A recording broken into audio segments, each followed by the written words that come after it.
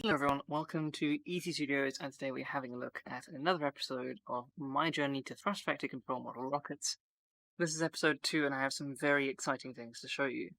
Last time we looked at this breadboard it looked quite different, and it's got quite a few new little modules, including, somewhere in there, a tiny little gyroscope and accelerometer, which is the LSM6 DS3, and what will be arriving shortly is a really cool little altimeter. It's just a BMP 180, but it'll do the job.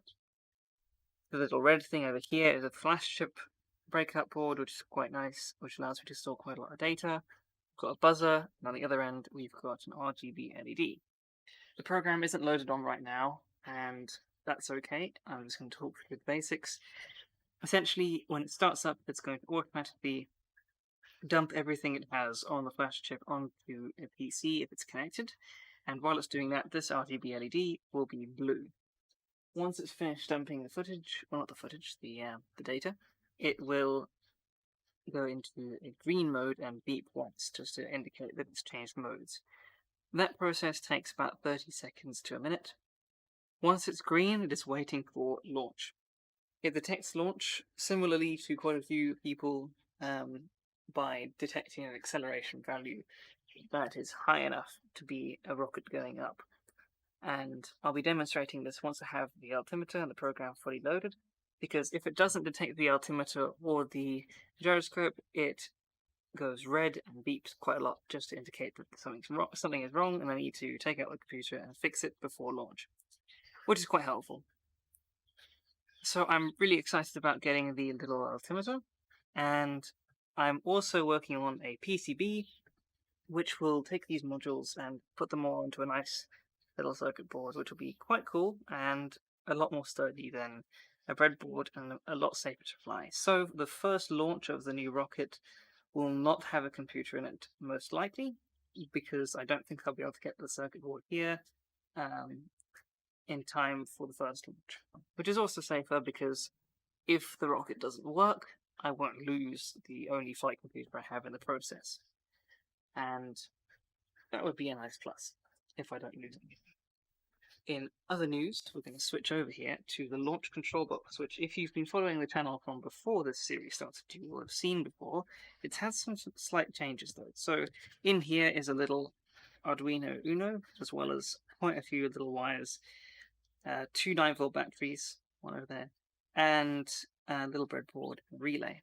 This launches all the rockets I have, and, well, right now only one, but we'll be launching all the other ones. And it's been pointed out to me that there are certain safety concerns with it doesn't have the longest wire connected to it, so if you need to cancel the countdown, you have to run up to it and stop it. This hasn't happened yet, but in case it does, I have added this little thing, which you may recognize as an infrared receiver. So when I turn it on, this is the safety, which I'll just leave off anyway, because it doesn't really matter. So you hear a beep when it starts up, and then I have to take this old TV remote and I can start the countdown, which is quite cool. The reason it stopped there is because I haven't fixed this issue yet.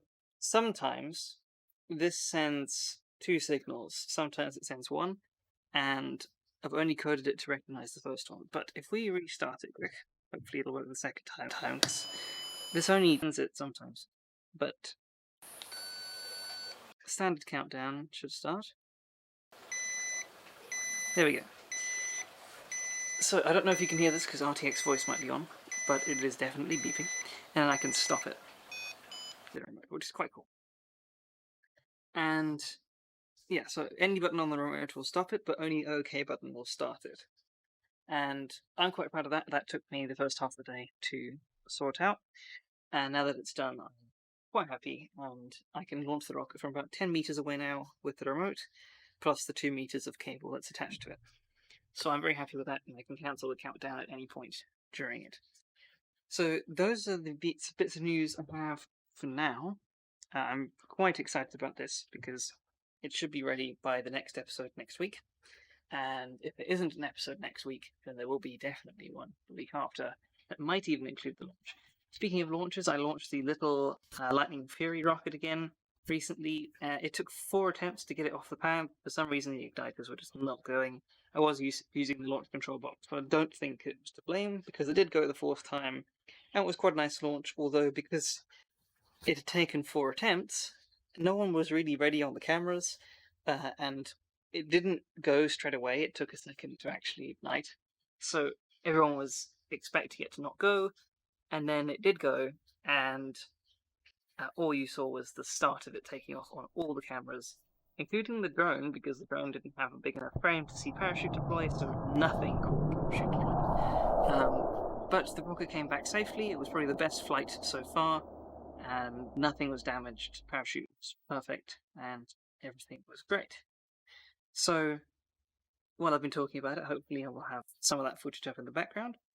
And in other news, I have started work on the thrust vector control mount. Now, there is nothing ready here, but I'll be showing you some screen captures, which are cool, because I know I said last episode that I wouldn't, but I have now got possible access to a 3D printer, and if I do get access to this 3D printer, I'll be able to 3D print all the parts for the thrust vector control mount, which is really cool, and I'm also going to be using it, if I can, to 3D print some of the parts for the first rocket as well. And I'm really excited about this because I haven't had access to one before, and being in South Africa, I can't just go and borrow one because not many people have them. So yeah, I'm really excited about that opportunity, and as you can see in the background here, I've got some shots of the thrust vector control mount in its 3D printed bits. I'm not going to show you the assembled bit yet, that'll be once it's all confirmed and ready to go. But I'm really excited about the design. It's a little bit different from the usual stuff you see, and right now it's very simplistic, just so it'll work for ground testing. This won't be going in a rocket anytime soon. So those are the updates for this episode. Thank you everyone for watching. I hope you enjoyed. If you did, please leave a like and subscribe to the channel. I have started a Patreon, and I'm very excited about it. The first member of the Patreon has already signed up, so here is his name on screen. And I'm super excited. It is an opportunity for me to make a little bit more money and help this program move forward. The more money I get, the more I'm able to do. So that's my little Patreon pitch, because I recently opened it up, and I'm really excited about it. In other news, there is also a Discord server down below if you haven't heard of it. Check it out, it's really cool. There's just a whole bunch of people there. Patreon is not required for the Discord server, but you do get some extra perks if you do have Patreon. So there you have it. Thank you everyone for watching. I hope you enjoyed, and I will see you in the next one. Thank you for watching, and goodbye.